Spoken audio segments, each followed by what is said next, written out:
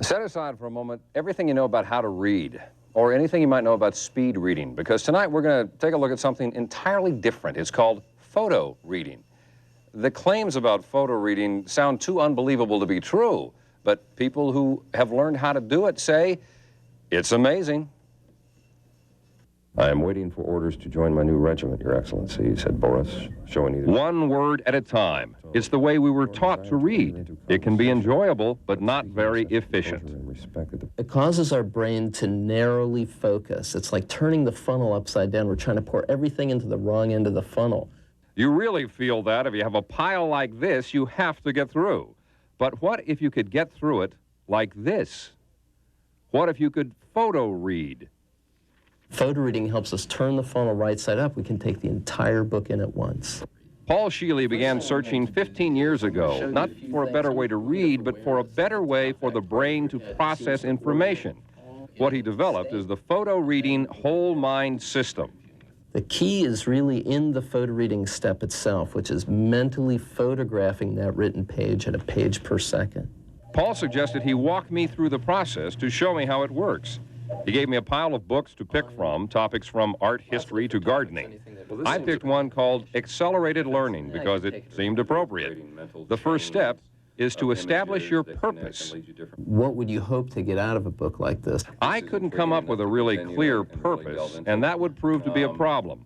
But I moved on to the next step, which is to close your eyes. So if you would, just take a moment right now with a clear purpose in mind, just to feel yourself relaxing. Research has found that relaxed alertness is the ideal state for learning. Once relaxed, the next step is to preview the book. You want to keep it real superficial, front and back cover, table of contents, the way the thing's laid out. He also has you pull out what he calls trigger words as you preview. Analytical. Recognition. Ebbinghaus. Key terms that just catch your attention, and you're supposed to write them down with colored pens to get more of your mind and senses involved. The preview is really a way of switching on the whole brain. You get 3 minutes to preview. Each step is timed to keep you alert and moving. The next step would be photo reading. But first, you relax again. And here, he says it's key to say positive phrases to yourself, such as, all that I photo read makes a lasting impression on my inner mind and is available to me. Then, when you're ready, you open the book to the page that you'll begin on and look right through the center crease, almost as if you had X-ray vision. Notice the four corners of the page. To your conscious mind, it looks like a blur as you flip through at a page a second. But your subconscious, Paul says, is sucking it all up like a sponge. In 5 minutes, I'd photo-read the whole book and felt completely lost. Exactly the way Matt Haug says he felt when he was learning to photo-read 2 years ago when he was 13.